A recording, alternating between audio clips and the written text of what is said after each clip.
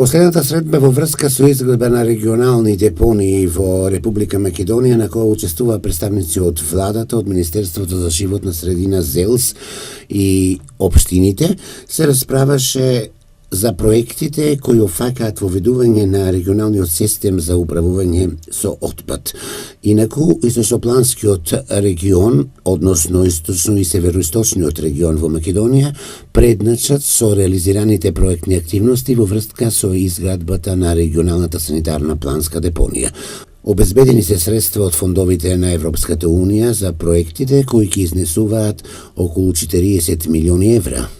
На оваа средба беше доставена информација за состојбата на воведување на регионалниот систем за управување со отпад на територијата на цела Република Македонија.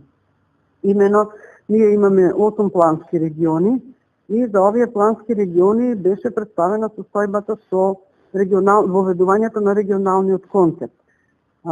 Како најнапред отидени во целокупната оваа работа се источниот и североисточниот регион, каде што ние припаѓаме. Ние ги имаме досега завршено сите проекти кои што се неопходни за почнување на реализација. Најпрво се одржаа обуки, односно имаше проекти за јакнење на капацитетите за управување со отпад на државно и на локално ниво.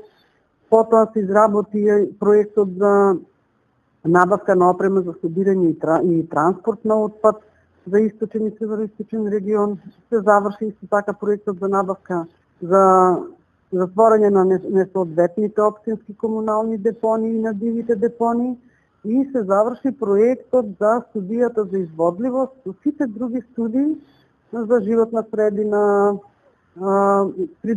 добивки за придобивки, како и тендерската и техничка документација за изградба на еден регионален центар за преработка на отпад.